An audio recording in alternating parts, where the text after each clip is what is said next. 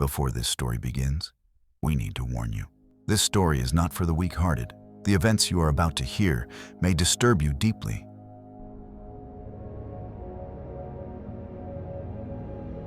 Do you believe in the devil? Most people will say no. We live in the modern age, an age of mobile phones, the internet, and science. People say ghosts and demons are only good for movies. But what if science does not have an answer for everything?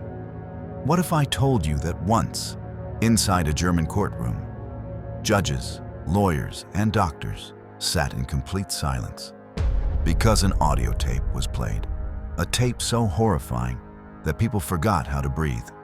That tape still exists today. And the sound on it does not belong to a human being. It sounds like the growl of an animal, the laughter of something inhuman, and the screaming agony of a young woman all at once. That woman was Anneliese Michel. Germany, a small, quiet town, religious, ordinary. This is where the Michel family lived. They were deeply Catholic, extremely strict, prayer every day. Church was mandatory, rules were harsh, but there was love. And the soul of this family was Anneliese, a beautiful 16-year-old girl, soft-spoken, talented. She loved music. She wanted to become a teacher. She had dreams. She had a normal teenage life. No one imagined that this girl would one day become the center of one of the darkest cases in modern history. Everything changed one night in 1968. Anneliese was lying in bed when suddenly her body froze. Her arms locked, her legs stiffened, her jaw clenched shut. She tried to move. She couldn't. She tried to scream. No sound came out. Then she felt it. Something heavy sat on her chest, an invisible weight crushing her lungs. She felt someone sitting on her bed. She wanted to call her mother, but her throat refused to work. When she finally regained control, her bed was soaked in sweat. Doctors said it was epilepsy. Medication began immediately.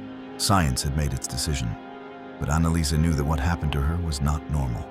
Because during that attack, she heard a voice that whispered, "You belong to me." The medication continued, but Anneliese did not get better. She started hearing voices even in daylight.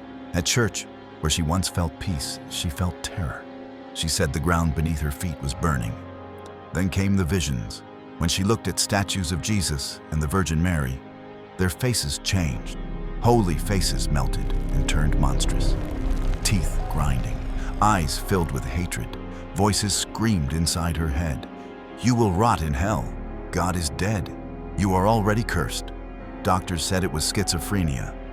The dosage of medication was doubled, but the darkness inside her did not stop. It was waiting. Soon, Anneliese crossed every boundary of normal behavior. She stopped eating. She crawled into corners of the house. She ate spiders, flies, insects. She chewed dead birds while their wings still moved. Her mother watched in horror. When Anneliese was thirsty, she did not ask for water. She urinated on the floor and drank it. She chewed pieces of coal. Her body was thin and fragile, but her strength was unnatural. Once she lifted her sister and threw her like a toy. She hated crosses, spat on holy water, cursed priests. People who entered her room said there was a smell, not sweat, not dirt, decay, as if a corpse had been rotting there for days. The priests called it the smell of hell. Science had failed. Medication turned her into a shell, but did not save her. The family turned to the church. At first, the church refused. "This is a medical case," they said. But Anneliese kept getting worse. Finally, special permission was granted. 2 priests arrived, and then began the chapter that still terrifies people today. Over 10 months, 67 exorcism sessions were performed. Twice a week, 4 hours each time. Anneliese was tied to a chair. Every session was recorded. When the priest asked, "Who are you?" her lips did not move.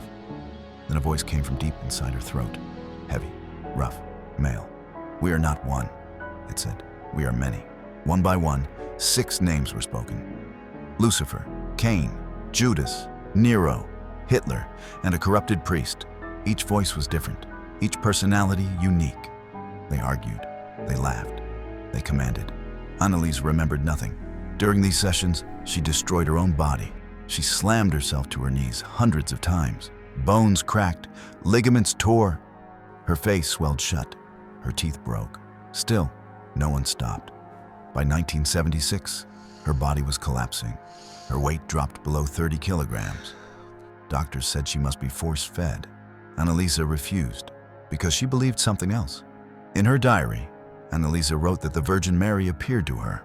She was given a choice: end the suffering now, or endure unimaginable pain, die horribly, and become proof that evil truly exists. Anneliese chose suffering. On June 30th, 1976, she lay broken in bed, weak, barely alive. She looked at her mother and whispered her final words: "Mom, please hold my hand, I'm scared."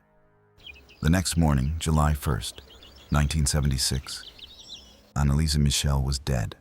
Cause of death: starvation, dehydration. She was 23 years old. But the story did not end there. In court, those tapes were played. And when that voice echoed, "I am Lucifer," the courtroom froze. The law said, "We cannot prove the devil, but we can prove neglect." That is the most terrifying truth of this case. In 1978, the court delivered its verdict. Anneliese's parents and the two priests were found guilty of negligent homicide. They were sentenced to 6 months in prison. The sentence was suspended. No one went to jail. Medical experts testified that her condition was treatable, that epilepsy and psychosis could have been managed, that starvation could have been prevented. After this case, the Catholic Church changed its rules. Psychiatric evaluation became mandatory before any exorcism. Medical treatment could no longer be abandoned. But the debate never ended.